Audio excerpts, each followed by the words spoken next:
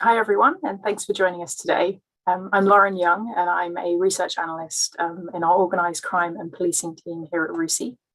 And I'm really pleased today to be joined by three expert panelists for our webinar entitled Policing in an Era of Climate Change, the Challenge of Eco-Dissent. So this event is part of RUSI's wider programme exploring climate change.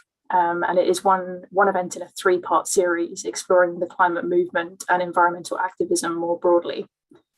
But for today, our three panelists are going to share their thoughts on eco-dissent and help us explore how increasingly radical forms of demonstrations are presenting new challenges to policing. So just to let you all know, we are recording this event today, and the video will be available online shortly after we finish. But before we start our discussion, I would like to quickly introduce our speakers. So we are really pleased today to be joined by three speakers. So firstly, we have Bronwyn Hayward, who is a professor in political science and international relations at the University of Canterbury in New Zealand, and whose research explores youth sustainability and climate change.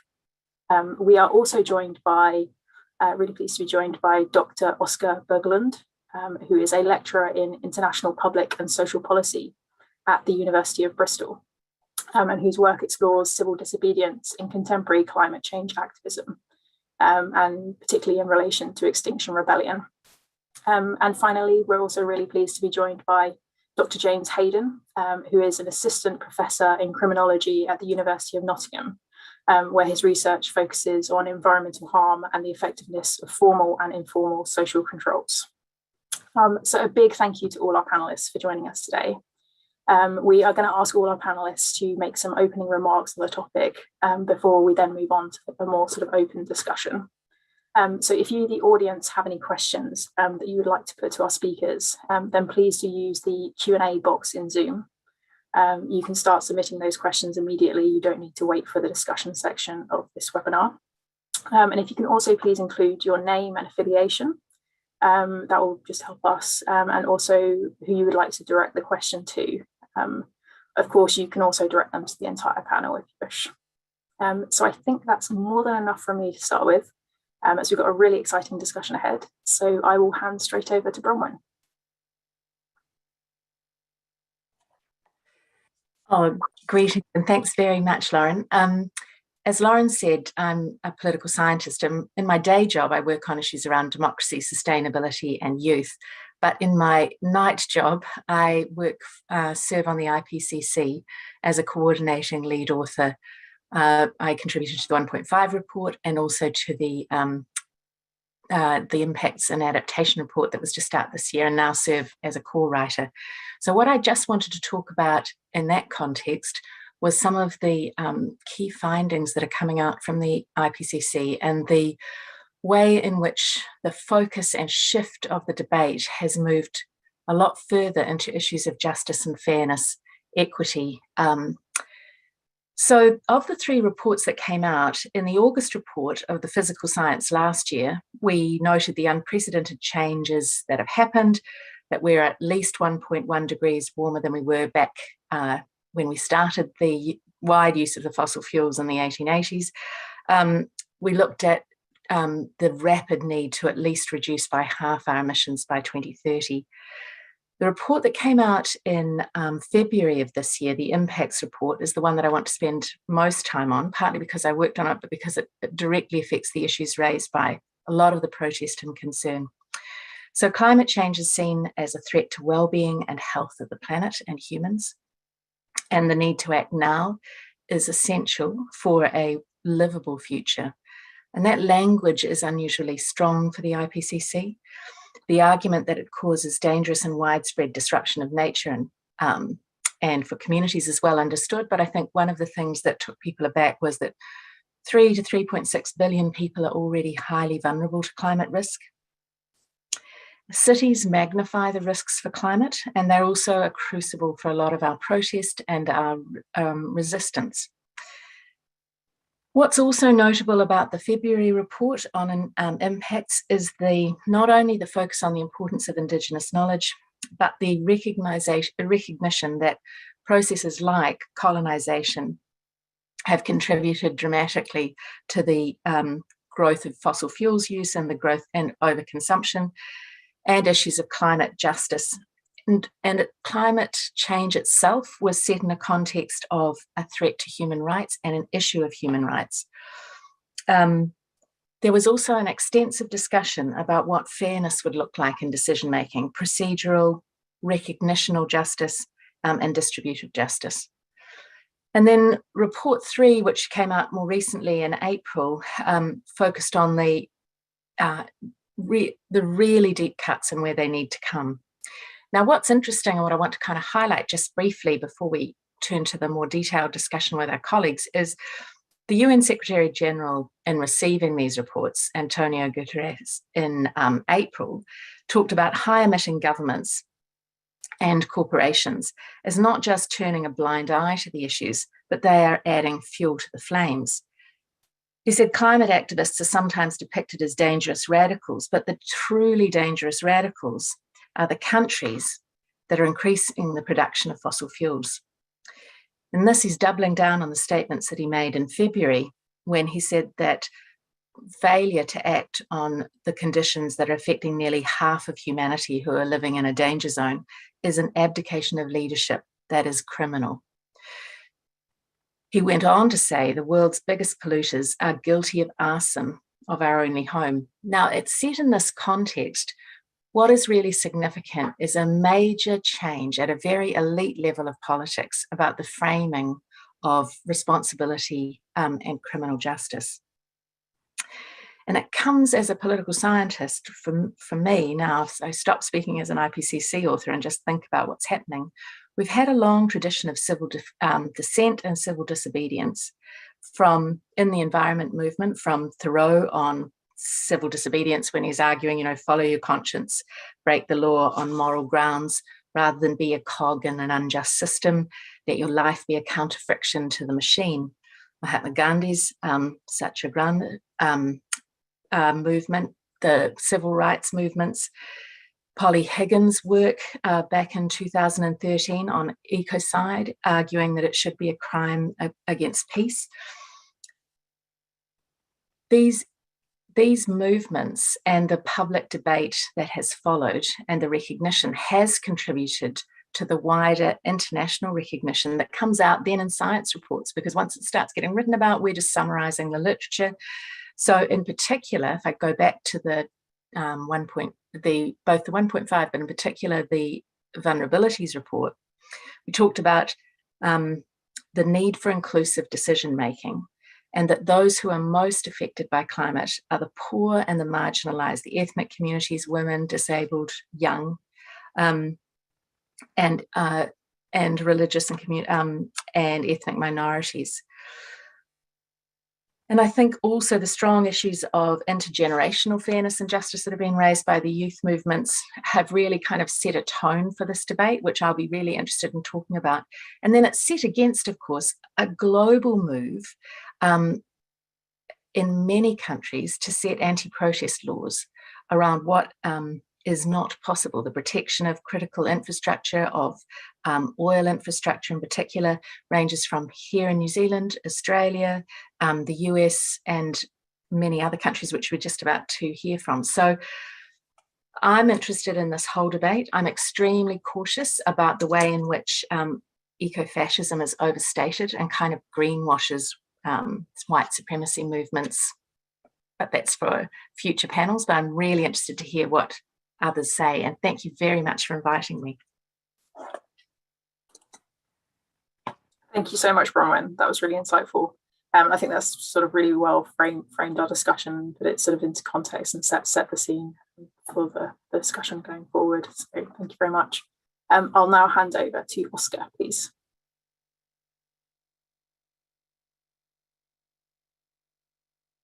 Schoolboy error there. Right, thank you, Lauren, and thank you, Bronwyn. so building on from that, I think, Bronwyn moves in different circles for me, and he's much used to being much more diplomatic than I normally am. So I think it's really important that we see this, climate change as a conflict, and I think Bronwyn touches on that. But that it's not just something that's happening to us, right, and that we all kind of doing, but it's something that is largely being done to us.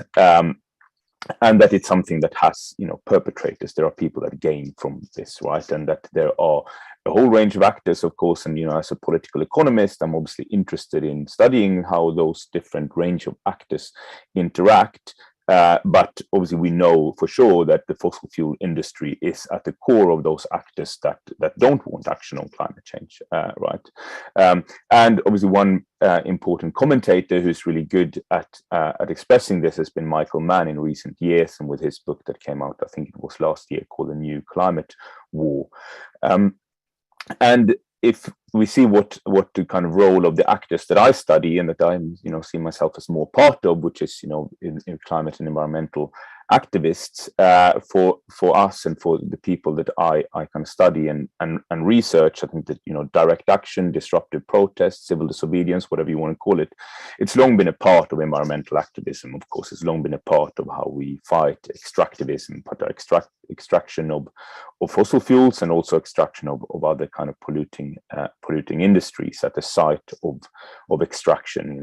We can think of anti-mining or anti-gas extraction movement around the world, often led by indigenous populations. We can think of in the UK the kind of anti-fracking movement that basically stopped fracking becoming a thing in the Britain. But of course, the wave of climate protests that I particularly studied before the pandemic, and that then has continued as the pandemic has kind of eased up, or restrictions have eased up, have had disruptive protest at its core. And the reason for that is that disruptive protest is more effective, right?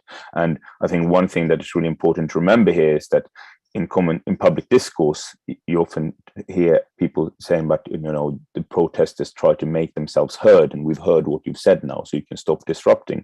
But of course, the aim of protesters is not to make ourselves heard; it's to actually produce change in policies and change in outcomes.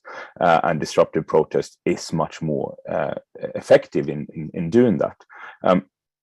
And this obviously puts, this webinar is about the police. This obviously puts the police in a difficult situation, right? I mean, police is kind of there to protect, as a political scientist, again, just like Bronwyn, the police has been established to kind of protect the state, to protect public order, to protect private property.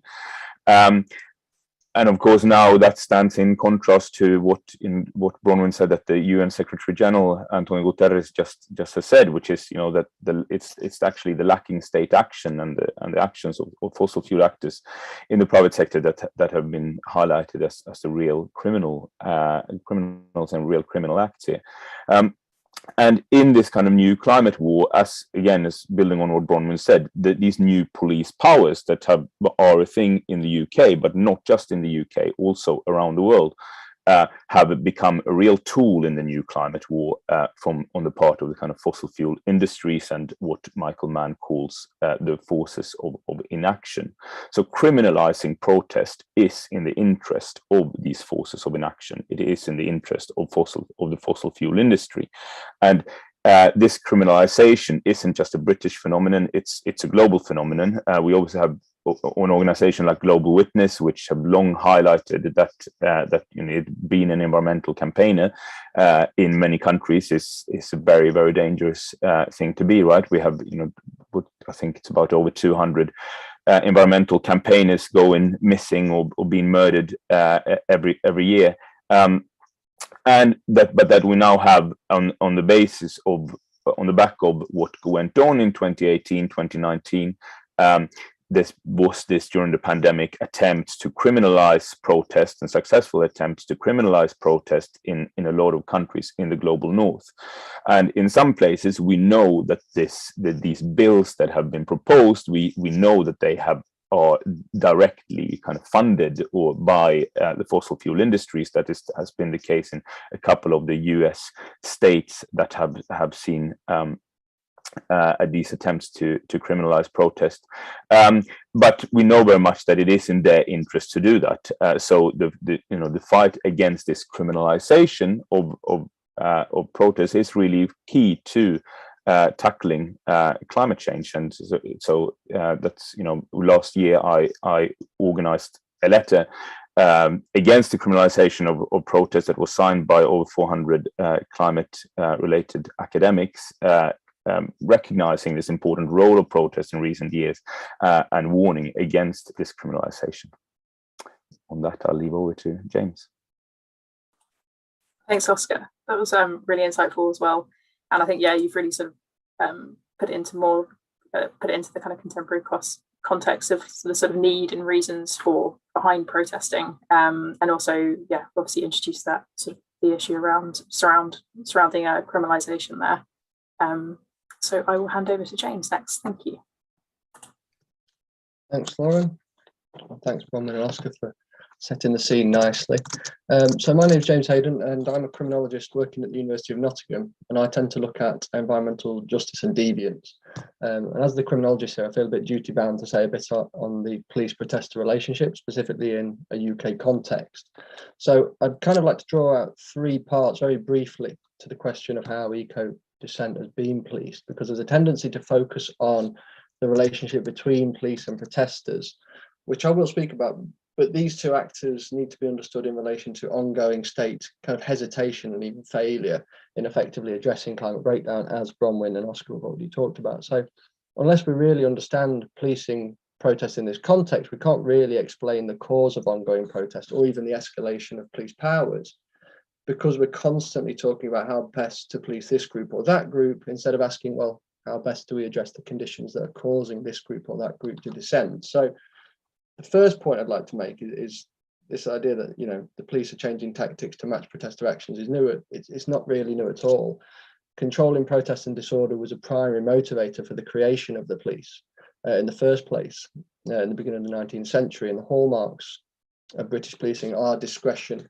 They are a minimal use of force and a low profile. And this stems from a concern at the time that the institution would be rejected in the early 19th century, because it was a period of substantial social conflict. So they wanted a softly approach so they weren't rejected outright. And generally speaking, the trend towards the 1950s was the one where police were increasingly averse to violent tactics on the whole. But then we see a big change in the 70s and 80s with the anti-nuclear movements, anti-Vietnam demonstrations, the miners effectively toppling the Heath government, then the Brixton disorders, and then we kind of see it peak with the Battle of Orgreave. And these were all precursors to new police tactics and police powers via the Public Order Act 1984 that Oscar's talking about, the kind of move towards criminalisation.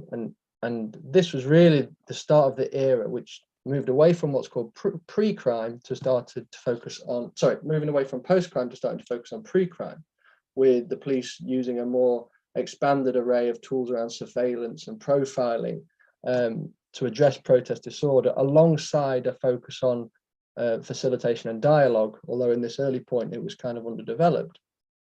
So following 9/11, if we bring it a bit more up to date, and then Madrid in 2004 and London in 2006, this becomes entwined with kind of efforts at counteracting terrorism, and gradually comes to affect a wider range of social movements.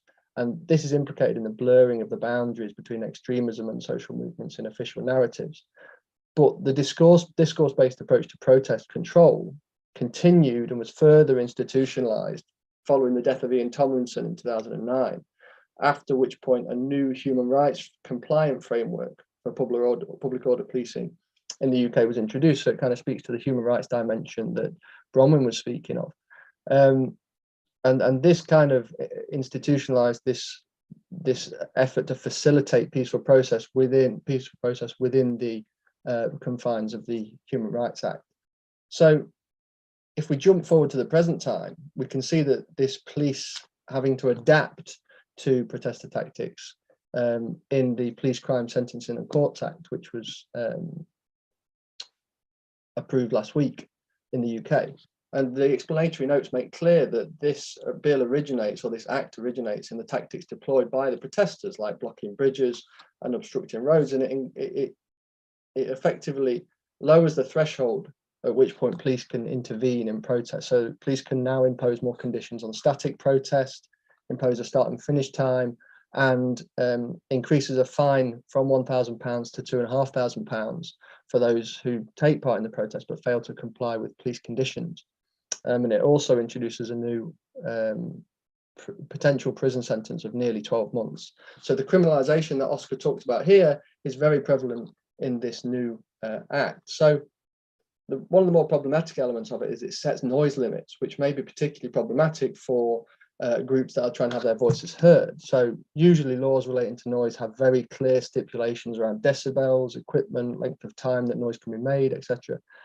But this is problematic because it leaves it up to the discretion of the police as to whether the noise during a protest can trigger their intervention. So there is a move here towards criminalising certain lower level aspects of protest. But I think the proof will be in how the police apply it. So one of the concerns, obviously, that Oscar alluded to, is that it will deter people from taking part in protests. So this is called the chilling effect. But I think there's also a very real risk to the police here as well, in applying this law by the book and being overly draconian towards environmental protesters, which, you know, it should be recalled from previous studies that the public are generally sympathetic towards anyway. It might undermine trust in the police, their ability to police by consent, and then further galvanise protests. So I think that's an important consideration. And I think some police will be looking at this thinking it might be a double-edged sword. So with this in mind, just to finish off, recent research into the policing of fracking has shown that police decision-making as to how to behave towards protesters does depend on a categorisation system issued by the College of Policing. And it says that basically if protesters seek social change, then they're not to be facilitated to the same degree as those who are more symbolic in their tactics. And this was the justification given to partners by counter-terrorism police when they classified Extinction Rebellion as an extremist ideology. And this kind of speaks to the more fundamental discussion underpinning and always in the background of these kind of topics, is that the dominant narrative around policing and protests tends to frame the latter, protests, in opposition to an imagined public interest. And over the short term, an argument could be made that this is the case with disruption. But if you take a long-term view and all of the issues that Bronwyn and Oscar have talked about around climate breakdown, and if the police are too draconian in their control of protest, then those underpinning conditions that precipitate protest in the first place will remain unaddressed. And that's where we get the difficulty, in that if we always focus on the police and the protester relationship, we don't see these wider issues, these more fundamental issues that I think really speak to the heart of addressing dissent in an age of climate change. So I think there's several interlocking difficulties here that speak to what Bronwyn and Oscar have already mentioned. And I think it would be good to explore them further now.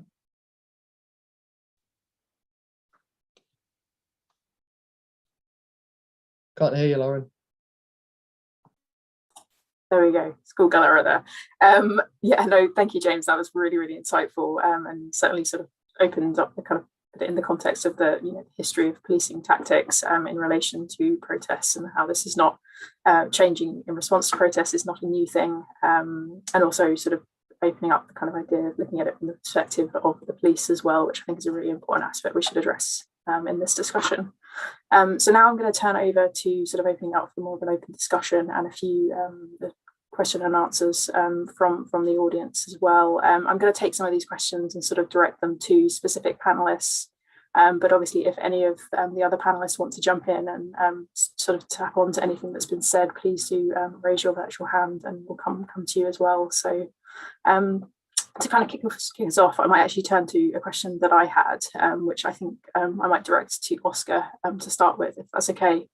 I mean, we've kind of all touched on it in sort of the role that we see certain actors are playing in terms of their responsibilities over this process. But I also thought, to what extent do you think media coverage has influenced popular opinion of environmental activism and sort of the policing tactics? A lot. I mean, in terms of we know that the type of media that covers more and more of the sort of more daring protests, sort of through, you know, Just Stop Oil and so on, often not so much the sort of more mainstream center media, like with the media that covers it is more the right-wing media and the left-wing media. So like, you know, LBC, GB News have been keen on Daily Mail more than say the BBC have been keen to do this. So that is obviously it becomes kind of part of a culture war in that sense. But one very, you know, positive thing to say about that is that what isn't the case, for example, right, is that protest, even when protest is really unpopular, it doesn't do damage to the cause. And there was some really good data coming out around Just Stop Oil for that by an organization, can't remember the name, just the other day that did polling by YouGov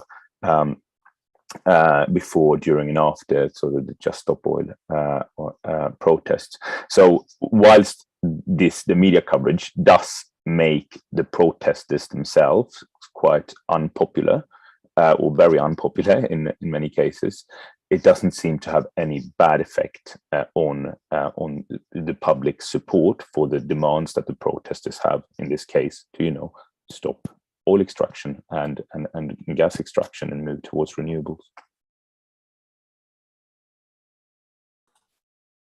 Fantastic, thank you, Oscar. If no one else has any thoughts on that question, I'm going to turn to one of the audience's questions now. So this is a question from one of my colleagues here at RUSI, and it's directed at Bronwyn. So you mentioned that certain groups are more vulnerable and less heard on climate issues. So she mentioned women, young people, Indigenous peoples, and others. What can the international community do to give more of a platform to these voices? I was also having a sneaky look at a couple of the other questions, and sort of to tie some of that in and build from what James and Oscar said. I think one of the key things to understand about the climate movement and about the conditions in climate for climate justice now is that while we've always talked about needing to be included, one of the key things about climate change is that the key issue of protest is dissent, because as Oscar says, it's being done to people. It is extremely hard to extract yourself and your life and the people you love out of what's happening. So dissent becomes, for the first time, really at the fore of the climate movement, in the sense of actually trying to withdraw and remove as well as stop. So internationally, the focus on the right to dissent, I see somebody's mentioning about the change of ecocide, the change of international law that protects the rights and upholds human rights to dissent is really important, because it isn't just within the UK. Obviously, you know this, that we're seeing this rise of anti-protest legislation to protect what we're gently and politely and less politely saying is an intolerable situation. And the police are in a very difficult situation when they are being forced to really challenge the edge of the social contract, to police what is unjustifiable. And as a police, you don't want to be in that situation. In terms of actually protecting those who are most vulnerable, we've seen how Indigenous and Black Lives Matter youth movements, civil rights movements are, as Oscar says, often risking their lives. So there is a huge, for me, there is a huge gap between, with no offence, but there's a huge gap between Extinction Rebellion protesting in Surrey and a Black child trying to protest in any other context, even perhaps in Surrey, because I lived there for a while and think about it, but in terms of the level of risk, but internationally, certainly in terms of the level of risk that you're putting yourself under, the expected levels of retribution you will have. So I think the international community's work around human rights is essential in this context, because it lifts above the daily debates that are happening in local jurisdictions.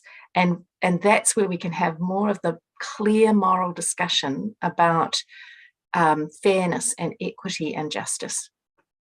It would be great if we could have it locally, but often it's caught up in the politics of law and order and firm policing. And as James says, we tend to focus down onto the police and protester and not the wider situation, which is why I've really thanked the Secretary-General for being so strong about reframing this debate. Fantastic, thank you, Bronwyn. If none of the other panelists have any response in terms of that, I will move on to another question. So this kind of like feeds into what Bronwyn was just discussing there. So it's a question from Rob Cooper, who's in the audience. He's a retired police chief superintendent. So he says that police chiefs in as little as 10 years will be facing increased violence due to increased temperatures and heat waves, hate crime driven by mass climate change migration, and increasing risk to officer safety due to difficulties in responding to severe extreme weather events, all because of government inaction and not because of climate protesters. What advice can you give today's chief officers of police in order to help them to persuade the government that a more robust response to the climate emergency is needed? And he's directed that to all the panel. So anyone would like to jump in? Perhaps James, I could, ask you. Yeah, I think this speaks to another question in there as well from Richard, who said that he would kind of steer clear of some of these newer powers. Because like Bronwyn said, the police are in a very difficult position and they're kind of stuck between a rock and a hard place in terms of this. You know, they are responding to protests that are a result of conditions out of their control. So how they should kind of respond to police, I don't know what the mechanisms that police have to advise the police, you know, apart from advising on certain bills and things like that. But it's very difficult for them, you know. I certainly don't envy the police at this time. It also speaks to another question that was a little bit later, someone who said they were playing devil's advocate. You know, what is the alternative to tightening restrictions on protest groups like XR, given the massive disruption? And I think really they're part and parcel of the same question, because you're trying to say, well, how should the police respond to this if the policing act itself is not going to be effectual? Well, I think there needs to be broader support towards things that the government are doing that are going to exacerbate these things. Like this week only, it was announced that the government would allow permits to drill for oil and gas in the North Sea, right? Opening those up again at a time when the IPCC reports are now, you know, they've been saying for a while that we should not be pursuing a growth in extraction of fossil fuels, but also support things that are equipped to provide solutions going forward. So the citizens' assemblies model that have been talked about quite a bit by XR, which is also problematic because the government doesn't want to be seen to concede to what are seen as demands from an activist group. And this was actually said in the letter that said the government were going to open up new wells. But the citizens' assembly model does work. It can work at speed, and it can provide more robust solutions outside of those came up with by government. So I've noticed as well that last week, Ireland, the Irish Assembly, they've just announced a citizens' assembly on biodiversity loss and asked the people involved to bring forward proposals that could help the country at least stem and reverse some of it. So these sorts of solutions should be supported going forward, as well as actions by governments that are damaging. They should be opposed. Thank you, James. Oscar, did you want to jump in there? You unmuted yourself. So no, I'm all right actually. I think that James was best placed to answer that. Yeah, Fantastic. I was just hop in though. I was going to say, building on a couple of things that James said, and the comments from the audience. the police chief that said, retired, that said, you know, that we will see this future in 10 years. Actually, we're seeing it now as well. So particularly around issues like fires, where we're and emergency responses, where police forces and are being diverted. We know that in conditions of high heat, we're experiencing a lot of mental distress, and we've recorded really significant rise in domestic violence. Once you're getting to temperatures that we're seeing at the moment of 50 degrees Celsius in India, you just cannot survive at this level. So these are very real issues already that will be diverting and draining police resources much faster than we think. But I was thinking about, as I listened to Andrew, one of the troubles in a parallel situation that faced our Chief Commissioner here in the last couple of months during a very prolonged anti-vaccination protest in New Zealand outside Parliament. And it made me think quite hard about these questions of the social contract that police face, because the Commissioner chose not to intervene in the protest in the way that was demanded by the public and the political leaders. And he chose to provide what James is suggesting, a hands-off use protests. Now there's a double pressure on the police at the moment, because within the securitization forces, there's an increasing rhetoric around how political protest becomes the seedbed for radicalization, and that people are, and this kind of idea that people are drawn into deeper or darker protest through, it's kind of like protest seen as a gateway drug or something.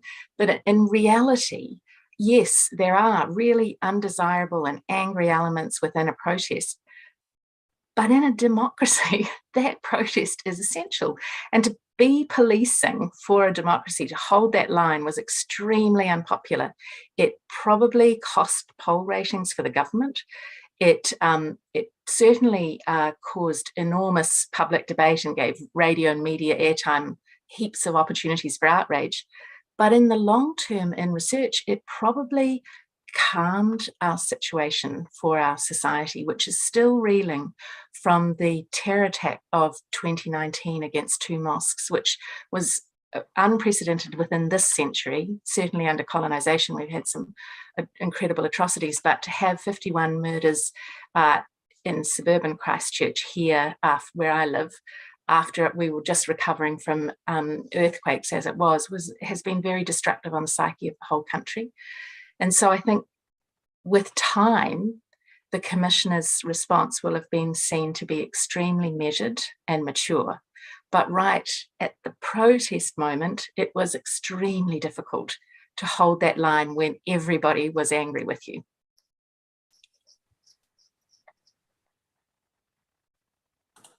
Thank you, Bronwyn.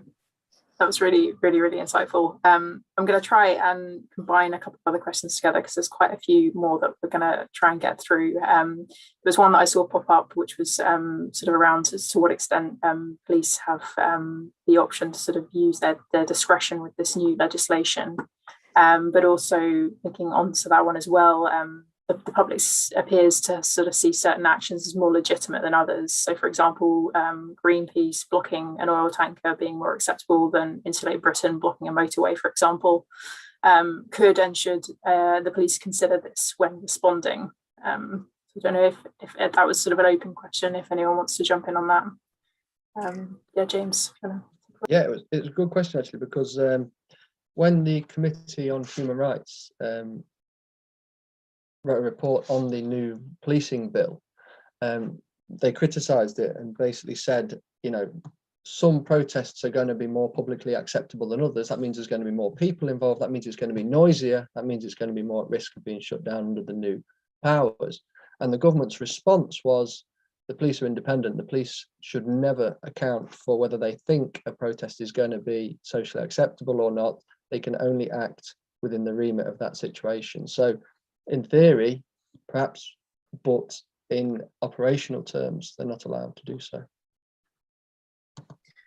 I mean, I would come in there and say that the policing bill, as it looks now, is impossible to kind of police evenly across protests in any kind of fair and consistent way. and the way that it plays out will in each case be a kind of political battle, and that will partly have to do with public opinion and visibility and so on. Obviously, I live in Bristol, work in Bristol, that have seen quite a lot of protests on the street in the last couple of years, and I think it will be a matter of what the police think that they can get away with, and it will be a matter of what protesters think that how the numbers of protesters and how they how you act, and so on, and obviously I also research different protesters' attitudes to how you disobey, how you do direct action. Should you do it openly and conscientiously and take the beatings that can come with sitting down in a dangerous place, or should you not accept that and cover who you are, and so on. So I think that the way that these things are policed will not be even. It will absolutely be super political. I mean, policing is political. From with the people that I work with and so on, which it's not the police, it's protesters. It really this bill needs to, or how this bill is policed has to be contested on the ground and on the streets. Could I just hop in and say one thing quickly, and that I think James wants to say something, just building from that and noticing the question that was raised about infiltration as well. From my perspective, I see a huge risk to the legitimacy of the police in the current approaches from particularly in Britain, but Britain is not unique in this approach, as I say. And one of the reasons, which is awkward to say, but this policing around climate change in particular, in the way that the protests are playing out in Britain, and Oscar could add more, is going to bring the police into conflict with the middle class. And in New Zealand, we have a disproportionate and unjust incarceration of Māori, and particularly, and for the bulk of middle-class Pākehā European, the police are kind of like something that happens to other people. And our evidence shows that it is happening to other people. But this particular way that the climate protests are playing out within Britain is definitely also a strong middle-class protest. And that then creates two issues, because if the police are then policing in a different way, the climate protests from actual other protests, which are seen to be more confronting, which are about legitimate issues of civil rights, and again, legitimate issues of disobedience. This is a real issue. But for many people, their climate protest will be the first time that they've been in a situation of being criminalised, the first time that they've realised that their children or them themselves are being under surveillance. Yes, Infiltration in New Zealand has used the same. I mean, you're part of the network of thinking about how groups are tracked and followed, but this undermines the legitimacy of the police as well. So it is an incredibly dangerous situation that we're in globally and in each country at the moment. As the stakes are higher, the securitization of the community is higher. James could probably take this more eloquently than I'll leave you to it.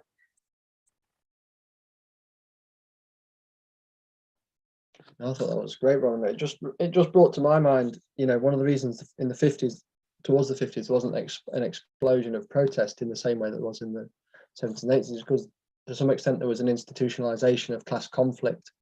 There was kind of through like trade unions and strikes and things like that. But now what we're seeing is there's no equivalent now, which is why I think the citizens' assemblies may well be one such mechanism by which solutions could be reached, particularly if, like you say, this is no longer going to be like a class-specific issue, although it will be on many extents, but it's going to start affecting the middle classes far more, which is something that's perhaps unusual compared to previously.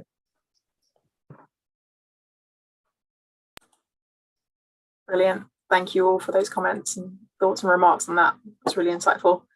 Going to move on to another question coming from a slightly different angle. Again, I believe this is sort of directed at the whole panel. It's from Peter Hanley. Is there a risk if climate activists progress? Is there any risk that climate activists' progress is being diminished due to global regression on fossil fuel transition driven by the Ukraine war? It's quite a long one. Is there sort of a ticking clock, and is there any other sort of factors consideration? Essentially, are these sort of movements becoming a bit meaningless in the context?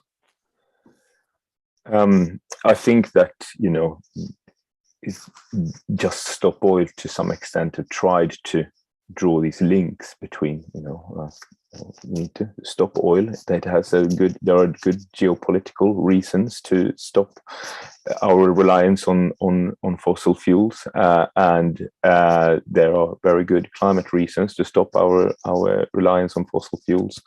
And whereas the government's response to that is, let's explore our own oil fields, right? Then, you know, that clearly is not the right way to go. And, you know, I think the support amongst the British public for using this opportunity towards a huge investment in renewables is really big. It's like, you know, 60% or something like that, that really want to move radically towards renewables and really see this as an opportunity to do so. But, you know, that's not where the government is, unfortunately.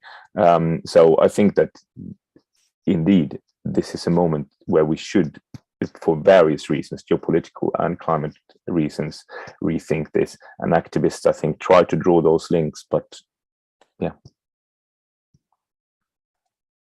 I probably just would add that this question also reminds me that a lot of the protests that we're talking about, or not the protest, the risk is not just the visible street protests, but the online and the use of social media. So one of the notable issues about the current conflicts is the way in which social media is increasingly a tool of war and a tool of protest. And that is reminding me that a lot of the violence that the police are being asked to address internationally in different jurisdictions is online. And it's particularly a violence that's addressed and targeted at women political leaders, ethnic minorities, religious minorities, trans communities. It's a very vicious, disruptive tactic that's used, where we are seeing the internationalization of a kind of domestic disruption for reasons that are maybe not immediately due to the current protests. So while we're just focusing on the visible protests on the street or a group that's annoying, the more significant issues for policing around this are also the complex issues that are really not to do with environment. That's kind of the framework, but this kind of battleground that social media has become. And I don't know whether James in particular wants to talk about how the police are tackling that kind of really much more insidious side. I think actually while people are out protesting in front with their fate known, it's a whole different thing from an insidious use of violence that could be from any agencies or governments or countries. James, did you want to comment on any of that? Should I move to another question? No, another question. I think Bronwyn said everything there, yeah. Fantastic. No, that was really, really good. Thank you, Bronwyn. I mean, this perhaps sort of builds on from what Bronwyn was just mentioning, but there's a question which again is to the entire panel. Can any of you comment on whether you think high carbon industries are potentially employing private security to undermine and damage protest movements, which are demanding things to counter their interests? So, I mean, that could be in the sort of real world context or on the sort of social media protest side as well.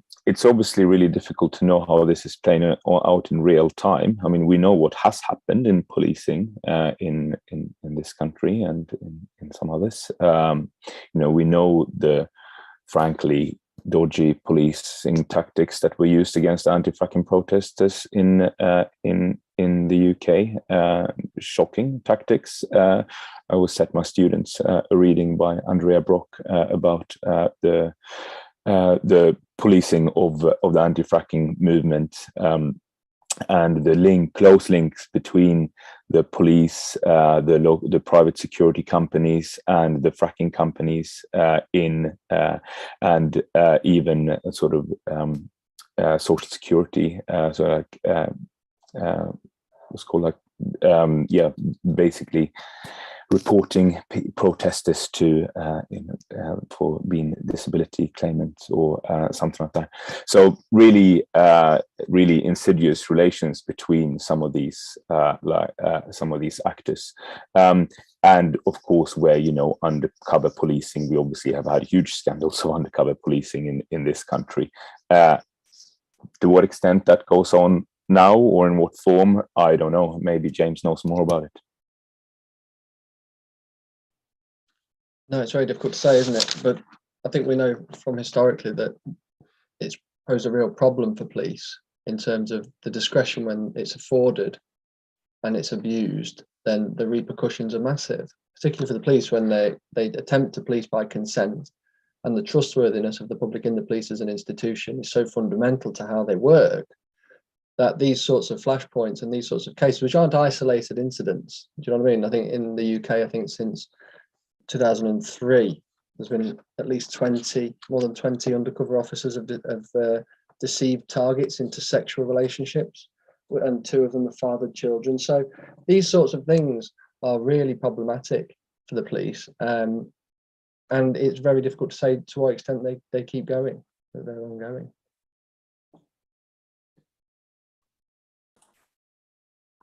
Fantastic. Thank you, Oscar. Thank you, James. I think that's answered that one as best we can very well. Thank you very much. So to move on to another question quickly. So this one is directed again at all the panelists, but it might be one that perhaps Bronwyn might want to start with.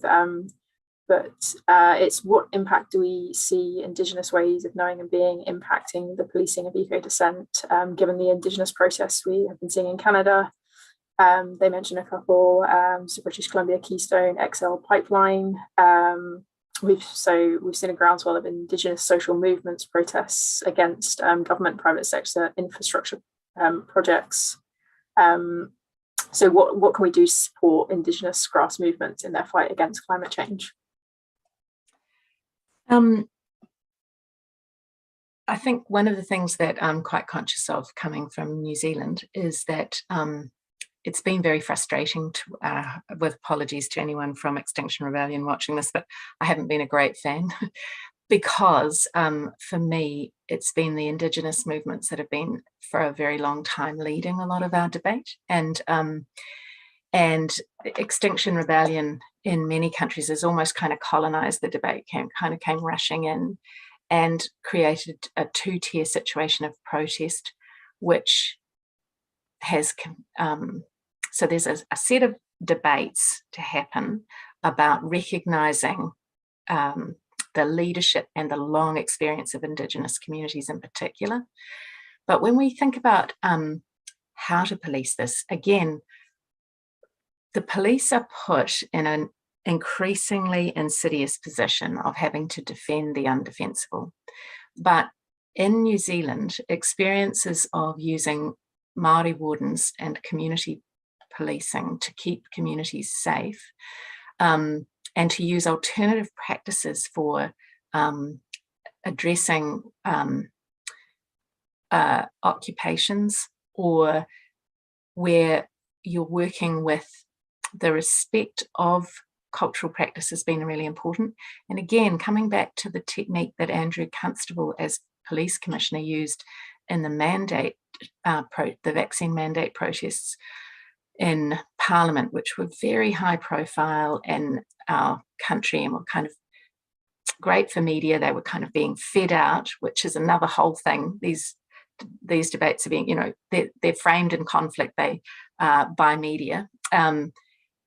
So he worked and local Māori communities led in terms of actually reminding the communities about the land that the protesters about the land that they were on, about respecting that, just added a layer of what we would call mana or dignity, and just reminded people of a deeper cultural approach to consent. And so thinking laterally about the ways in which communities, not only how Indigenous communities have resisted for a really long time, but also the practices that have been used to ensure calm relations in a context of quite extreme violence. And that's violence, as we've talked about, that's really being done to people as well. So thinking outside of the box of traditional policing, I think, is really important, and to think about traditional practices and community leadership helps. Fantastic, thank you, Bronwyn. If neither of the other panelists have any thoughts on that one, I'll move on to the five. Well, I think we've got probably time for maybe one more question here before we need to finish up. This question comes from Gareth Harris, and it is, I think, directed at James, but also to everyone as well. So if we have a greater threat narrative and increased criminalisation, might this lead to the adoption of more radical tactics by protesters, and what might this look like? It's difficult, obviously, to predict, but history suggests so, because whenever protesters change tactics, then the police tend to pursue and are given powers to deal with these new forms. That's one of the reasons why the new policing bill looks like it does. It tries to bring the dealing with assemblies up to the same level as marches, but in doing so, it, like Oscar talked about, it gives the police massive discretion, and which is going to lead to unequal application across the country, and it will probably depend on the experience of the planners involved in terms of the police, but it's going to be variable. But I would expect an escalation. I mean, where else is the outlook going to come from? I think Oscar might be a better place to perhaps talk about that. I mean, we know that there's kind of an academic and probably protester debate about, what kind of, where does the limit goes for what is violent and what is acceptable forms of protest. Should we, obviously, Andreas Malm came out with this provocative short book about how to blow up a pipeline, which doesn't actually tell you how to blow up a pipeline, but it does suggest that some forms of eco-sabotage, that the time has come for that. And then you have the tire extinguishers putting lentils on using lentils to empty, would take the air out of SUVs. Yeah, I mean, of course, as the climate crisis gets worse, I mean, it's really difficult to, these things are going to, the climate is going to start changing at an increasing rate, and it's really difficult to know how that will affect societies. And of course, the most kind of extreme scenarios that are painted out by some, Extinction Rebellion talks and so on, are really unlikely to happen in the way that they set out. But it's really difficult to know how society will be affected by this. But of course, with a collapsing climate in many parts of the world, of course, there will be more violence, right? I mean, that's, we know that. Any student of politics and international relations know that you will get violence where there is resource scarcity.